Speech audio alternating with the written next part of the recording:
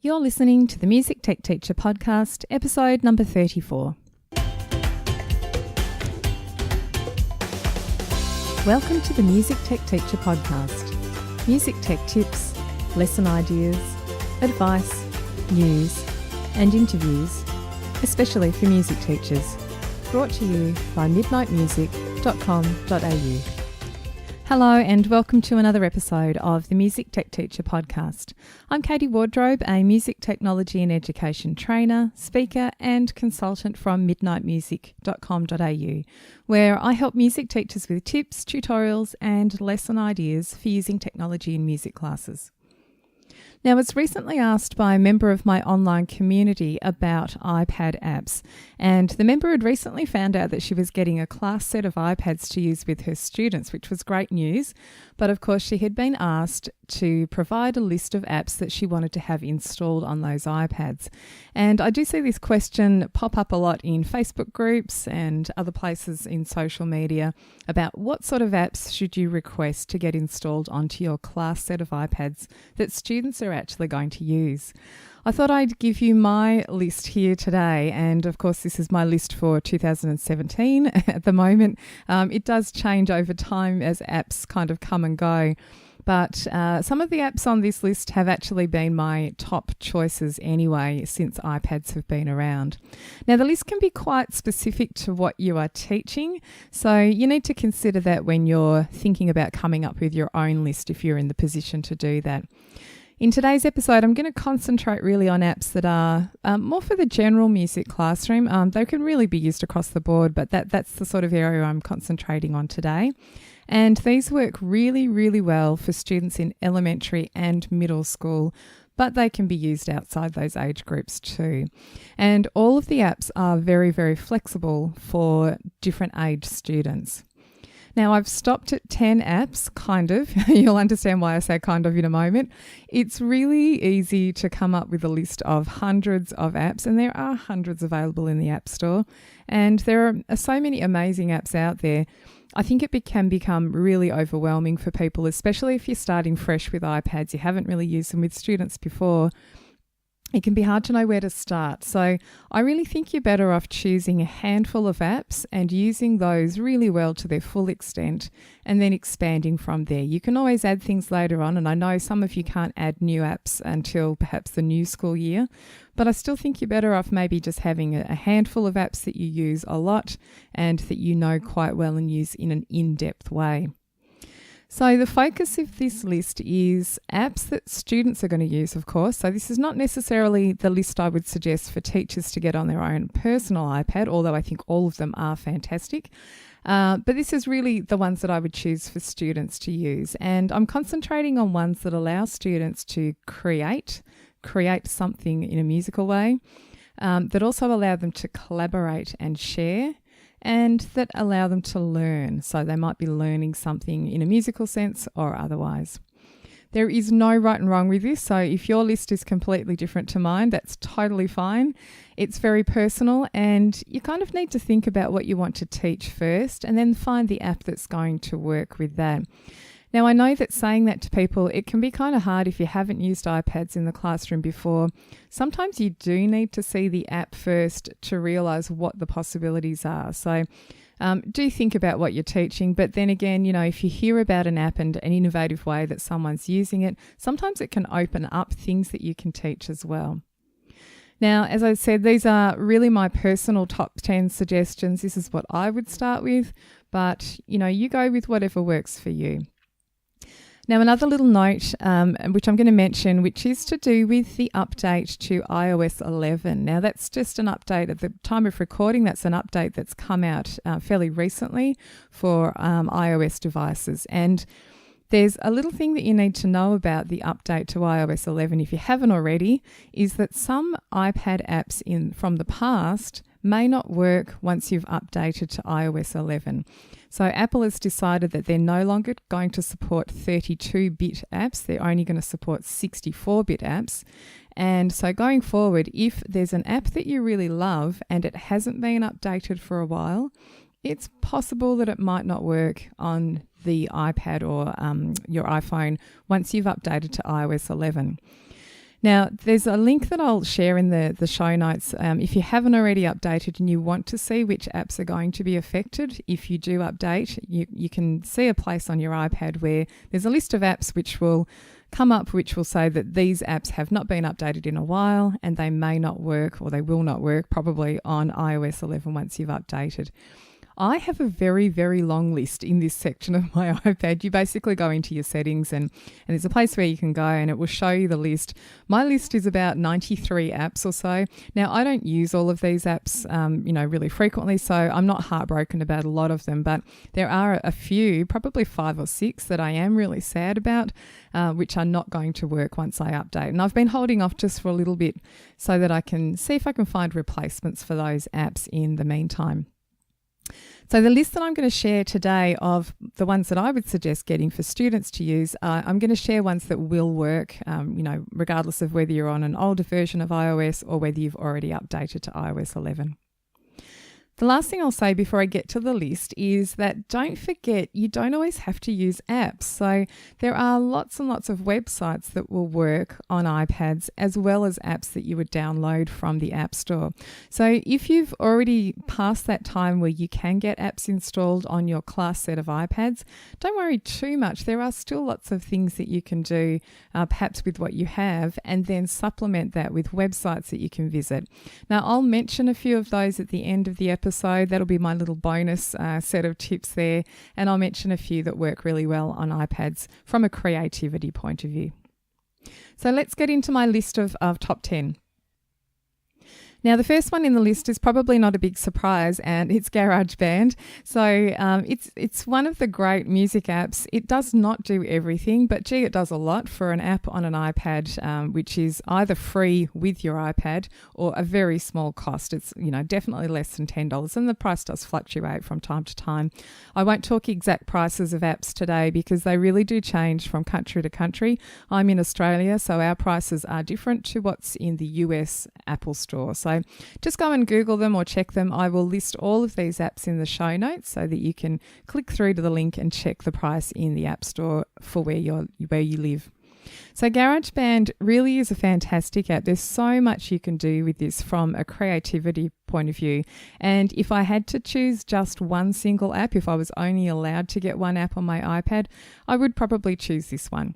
So things that you can do with GarageBand, you can record cover songs. Students can do composition projects, anywhere from really simple things, maybe recording a pentatonic melody, to creating a song in an A-B form or ternary form. They could create blues projects. They could record full-length songs. They can do storytelling projects that include funny voices and sound effects and music. You could use GarageBand to record a radio show or a podcast just like this one. And you could get them to record a theme song for a movie project that you're doing. Now, that's just a few things that you can do. There's so much more that you can explore in there.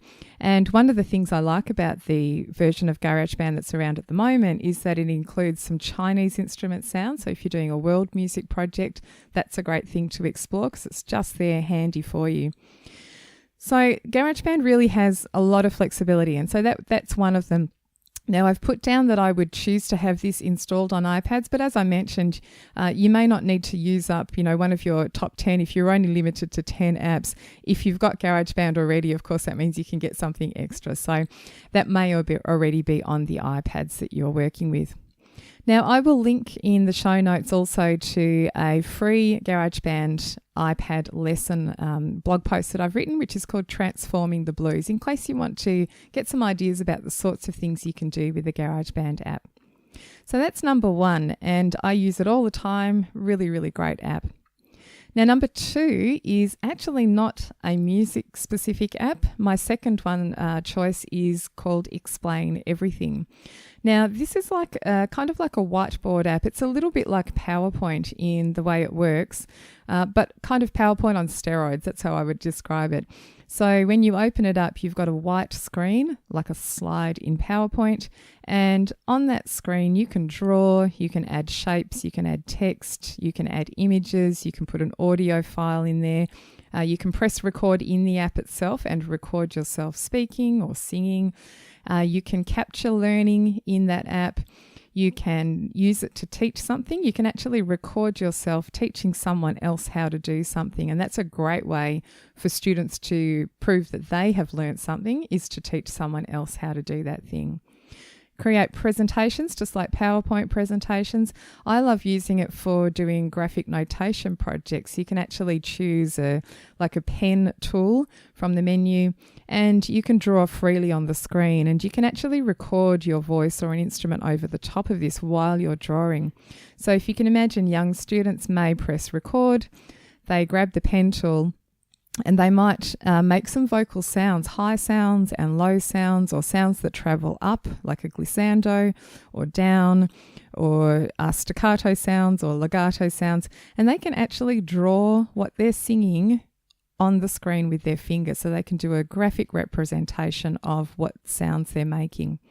And then once they've recorded that, they can actually press stop, and you as a teacher can press play and see what they've drawn on the screen and hear their voice at the same time. So Explain Everything is essentially a great way to create videos, and it allows you to capture all these types of things in a video format. Lots of teachers are using Explain Everything to create digital portfolios. So it's great to capture learning in a digital format. One thing you can do is create something in GarageBand, so separately in the GarageBand app. You can then send the audio from your GarageBand file straight into Explain Everything, and it ends up being a little play button on the screen in Explain Everything. And students could do this. They could put their GarageBand sound file into Explain Everything, and then they could actually put some text on the screen and write about their composition. So they might tell you what it is that they have composed, what form it's in, what scale it uses, and so on. And because you can put the audio file right there in Explain Everything as well, it's a great place to have both things together. And so that's one of the ways that some teachers are using it to create digital portfolio type things. A friend of mine, Cheryl, she has some great examples that she's been doing where she does is she gets them to create their GarageBand composition. They put the audio in there. They might put the lyrics from the file in there as well. So they'll type the lyrics out for the song that they've composed. They might have video of themselves performing their song in there too, and so on. So it's just a really great way to combine lots of different multimedia. Now, one other way that I've used to Explain Everything is to create bouncing ball videos. So you know those videos where you can see lyrics on the screen and there's a red bouncing ball going across the top of the lyrics showing you when to sing which syllable of the word. You can actually use Explain Everything to create your own bouncing ball videos, and basically you can type the text in. I think I've used Twinkle Twinkle Little Star as my example, so you can see that typed out on the screen there straight into Explain Everything. And then what you can do in Explain Everything is, from the menu, is choose a pointer, and the pointer in inverted commas that I have chosen is a red dot. And then what you do is you press record, you sing Twinkle Twinkle, and as you're singing, you can point your finger at each of the syllables of the words. And the red dot follows your finger, so it appears on the screen. And it's a great way to create your own version of these bouncing ball videos. It's been a really popular post on my website, so I'll link to that again in the show notes too. Now, app suggestion number 3 is a really new one, and this has only come out a couple of weeks ago as I'm recording this episode. And this one is called SampleBot. It's an app which has been created by the person who created Loopy HD, which is another one of my favourite apps. I haven't included Loopy in this list today, but do go and check it out. Loopy is an app which allows you to create layers on top of layers, and you might have seen it on the Jimmy Fallon show. It's been featured quite a number of times on there. Great app if you want to explore that one. But SampleBot is not that one, but it's created by the same person. And this allows you to have basically like a soundboard on the iPad screen. You'll see a series of coloured squares, and in each of those squares you can create and record a little sample of sound. Now, the sample of sound could be some body percussion, so a clap or a click or a snap or something like that. The sample could be instead a vocal sound of some sort, or it could even be a door slamming, or maybe you hit a drum kit or some other percussion instrument that you've got handy. and so on. You can build up a whole series of sounds on the iPad screen, which you can then play back. Now, the great thing about this is that you can use those samples to then put together a composition. So there's another screen which is actually like the arranging screen, similar to what you might see in GarageBand, and you can basically put your samples together in a combination across a number of bars and create a piece of music that way. So really great because you're starting off with sounds from scratch. That's one of the things that I really like. So rather than choosing, say, a keyboard, a synthesizer sound, and getting students to play that, they're actually making the instrument in the first place, totally from scratch, because they're using their own sounds. One of the great things about the soundboard is that there are three predefined squares which are called hi-hat, kick and snare drum, and it encourages you to make a snare drum sound with your mouth and a kick drum sound and a hi-hat sound, and then it can automatically put them together in a pattern which will be a drum kit pattern. There's some predefined drum kit styles, so you can choose a hip-hop one or a sort of a blues one, and it will use your own sounds to build this drum pattern. So it's really great, quick way to get started. You could also do it manually if you wanted to as well, but I really love the fact that it allows students to get started very quickly. Now, one of the apps that I am going to lose once I update to iOS 11 is called MadPad. And MadPad just has not been updated for at least a couple of years, I think now. So I know that it's going to die as soon as I update. But for me, SampleBot, this new app, is kind of a little bit like a replacement for MadPad. SampleBot does not have a video component like MadPad does. When you create sounds in MadPad, you do the same thing. You basically record a sample of some sort of sound that you're creating, but it also captures video, which is a really nice feature. SampleBot doesn't do that, but I'm not too heartbroken because SampleBot does some extra things that MadPad doesn't do, and it gives you a little bit more flexibility in the way you can compose and record your end composition project. So I will link to SampleBot itself where you can download it in the App Store, but I'll also link to a couple of YouTube videos that just give you a quick overview of how it works. So really good one, lots of fun. App number 4 for my suggested list of top 10 is Incredibox, and this is a really great, fun, creative music app. I know a lot of you know it already. It's one that allows you to explore a cappella singing, beatboxing, arranging, remixing, and it's basically got predefined sounds which are made by some dudes. I call them dudes because they look kind of cool on the screen, and basically you can build up a piece of music in this way. Now, this one has less flexibility in terms of you're not creating sounds from scratch, but I don't think that's a big thing. I think it's well worth using in other ways. So you can use it to explore a cappella singing or beatboxing. You can actually get students to imitate some of the patterns that are in the app. You could explore form, so they can put together the sounds in a certain specific way, in the way you've been discussing form in the classroom. Great way to talk about remixing and arranging. And I've got a couple of lesson plans on my website that you can download for free, so I will link to those as well if you want to explore more of that one. App number 5 is called Padlet, and this is another app suggestion which is not a music-specific app, but it's a general education app. It's a really great, flexible one again, and I actually recorded a whole episode about Padlet itself. Now, this is an app which is basically giving you like a digital board, like a bulletin board, a virtual bulletin board. And it's just a really great, easy to use app which allows you to capture ideas, collaborate with other people and save links and even get feedback. So essentially, once you open up Padlet, you can start a new board yourself or join up with someone else's board. And when you're in looking at a board in Padlet, you can add text. You can add it's kind of like adding sticky notes to the screen. You can add some text there. You could link to a YouTube video. You could link to some article that's online. You can create your own images and upload them to this. So it's just a great way to capture ideas all within one topic area, or even to get students to give you feedback on a specific thing. So you might just ask a question for the day in class, and the students all log into the Padlet board and just simply write their written response, and everybody gets to see everybody's responses. So it's a great way. It's basically like having a regular whiteboard that you would write on with a pen, but you're doing it in a digital format. And the beauty of that is that they can then access this anywhere. So they could go home, and if they needed to do further work and see what everybody had discussed in class, students could actually log into the same Padlet board and see everything there. Now, this is a great app and service. The website itself can be accessed from any device, so you can log in from a computer just by visiting the website.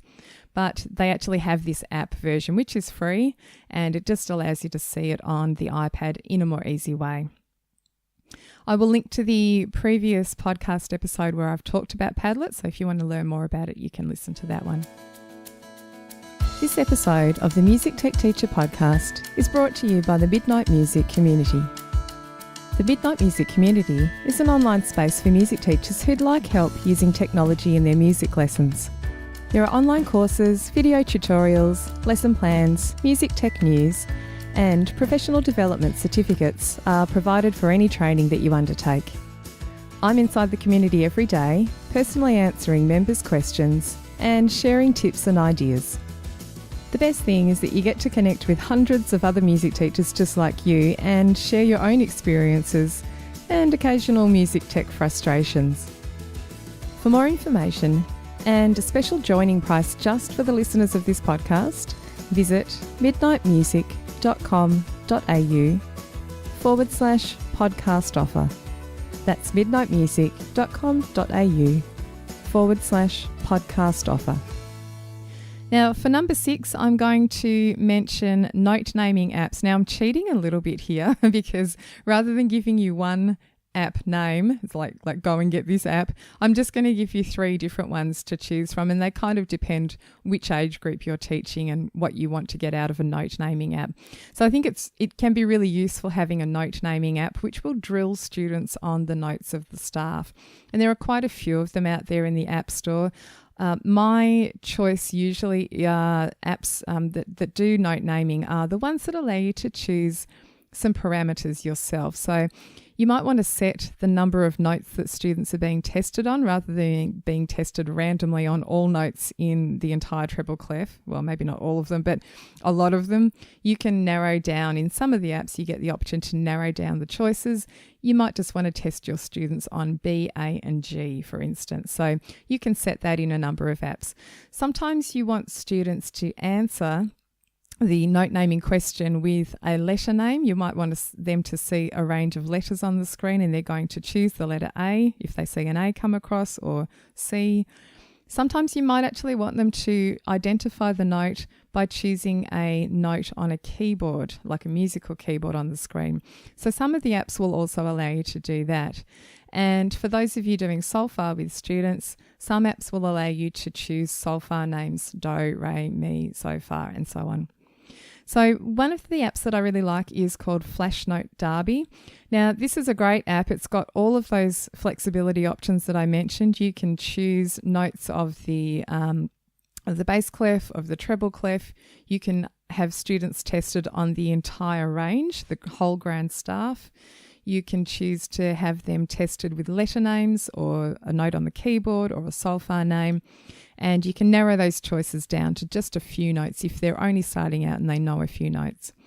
Now, this one, although it's got all those great options, it may not suit everybody. It's kind of geared to younger students. So if you're working with older students, it might not be so suitable. So just take a look, decide whether you think it's going to work for them. And basically, this one has essentially 2 horses which are racing across the screen. And one of the horses is your own horse. And the more notes that you get correct, the further forward, the further ahead your horse pulls. And then if you get a number of them correct, you will actually win the race. So that's the derby kind of tie in there. Now, the other app that I really like, and this app actually has 2 versions of the same app, which is called Staff Wars. So this is my other suggested app to get. And Staff Wars is really great. It really appeals to all ages, so right through from young kids, to middle school, because it's got this Star Wars type theme to it. So this one, instead of having the horse racing theme, basically there's a spaceship at the bottom of the screen, and when you press start, a note flies in across the stave, and you need to identify it by pressing a letter name at the bottom of the screen. And if you get it correct, the spaceship will shoot the note.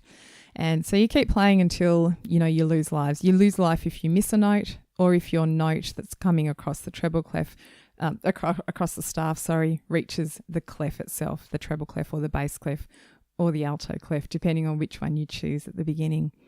Now that one does have also some choices. You can set that to have a wide range of notes that are tested, a smaller range. You can do spaces only or lines only on the staff, but you don't have quite as much flexibility of options as Flash Note Derby. So that one's up to you. Depends whether the first one will work better or this one. Now, Staff Wars has a second version, which is called Staff Wars Live. And this one actually allows you to use the iPad microphone. So instead of tapping a letter name on the screen to identify the note, you actually play or sing the note instead. And if you play or sing the correct pitch, the spaceship will shoot the note just like it did before. Now, I say sing. I don't know if a lot of people know that you can do this, but I've used it with groups in workshops where we've actually sung. We haven't had instruments handy, so we've actually done it by just singing solfa. It doesn't even really matter what syllable you sing. We just picked like solfa names, for instance. So I just set the range to be a good range for voices, and we just sang the correct pitch.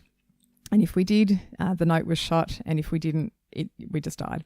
And it worked really well, actually. I've done it a few times with a group. So you don't necessarily just have to have a single student using this. It can be really good to have a group going with it too. So that's the 3 note naming apps. So that's my number 6 is a note naming app, but choose whichever one works for you. So Flash Note Derby or Staff Wars Live. I've also got a blog post which gives you some scorecards that you might want to use with Staff Wars. So if you're actually listening to this and you don't have access to a class set of iPads, you've just got your own single teacher iPad, there's still a way that you can use Staff Wars with your whole class by using some scorecards that I've put together. Now, app number 7 is a free handwriting notation app, Notate Me Now. And again, this is personal choice, I suppose, really. It depends what sorts of things you do with your students. But I found that most teachers like to have some kind of notation element in what they're doing with technology. And this is one that allows students to handwrite on the screen. And basically their handwriting is transformed literally in front of your eyes into printed notation, printed in inverted commas. So as you handwrite notes, they will appear in the staff above and they look like printed ones, as if you've created them with something like Sibelius or Finale, and it just looks really cool. So students can use this. You can make the stave quite big on the screen, and they can handwrite with their finger or with a stylus if you've got access to those at school. Now, it's not perfect for really young students. You might just need to test out whether their motor skills are going to work with this app. I would probably say you're going to get more success with older students, so upper elementary and middle school students. But it's definitely still worth testing out and seeing if it will work. Now, Notate Me Now is the free version of the app. There is a paid version to accompany this, and this is not one that you would need to get for all the students. It's much more pricey, but the free version would be fine for a lot of the things that you can do in class. It has some limitations. So the free one allows you to have one staff only at a time. But that can still be useful if you're getting them to write melodies and so on. They can handwrite the melody in the app, and then they can go to the printed view, and you can actually get them to print out their notation. So it gives them that sense of, wow, I have a published version of my own composition, and that looks kind of cool. I'll link to a blog post that I've created about Notate Me Now. I actually did this quite some time ago. My younger son, Josh, is now 10 and a half, nearly 11. But when he was younger, I think he was about 7, I actually video recorded him using the Notate Me Now app, because I just wanted to show how a younger child would handle the motor skills of using the app and how it would work with them writing on the screen. So he managed to do it at that age. So you can go on to YouTube and see him using the app. It gets quite funny at one point, but he did manage to use it. But I do think students younger that may struggle quite a bit with using it. So, just test it out and see how it goes for you and your students. Now, the number 8 app I'm going to suggest is called Seesaw. And Seesaw, again, is not a music app. It's actually an app that allows you to share work between students and teachers. It's a great way to send work back and forth between students and teachers. It's a great way to get students to build up a digital portfolio. It's really popular right now with a lot of teachers, and there's a really active community of Seesaw users on, I think it's Facebook. There's a group of Seesaw teachers. Really great to go in there and just see how they're using it. Now, I'm going to link to a couple of things in the show notes to do with Seesaw. One is I chatted to Amy Burns, and I think that was episode number 18 of the Music Tech Teacher podcast. She talks about how she uses Seesaw in the classroom and how it's really transformed a lot of what she's been doing and how it's been super successful. And I'm also going to link to another teacher that I know, Cherie Herring, who's fantastic with technology as well, just like Amy. And Cherie has a fantastic set of resources which show you how she's been using Seesaw in the classroom. So she's been using it for capturing work and doing like a flipped classroom model.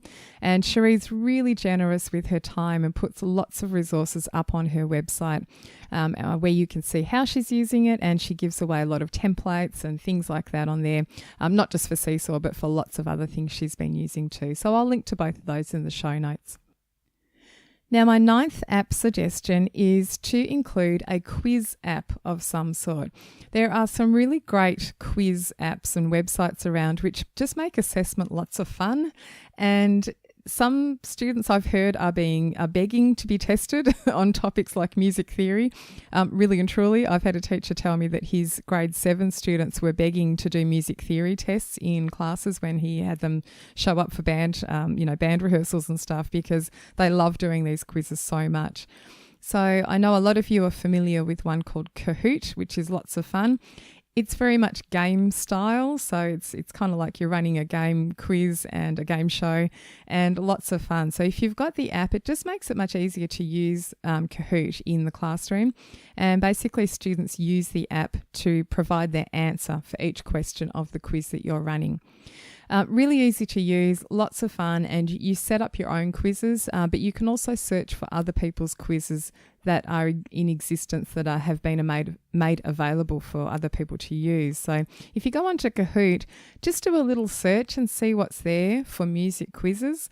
And you might find that there's something that someone's already made which will save you the time of making a quiz yourself.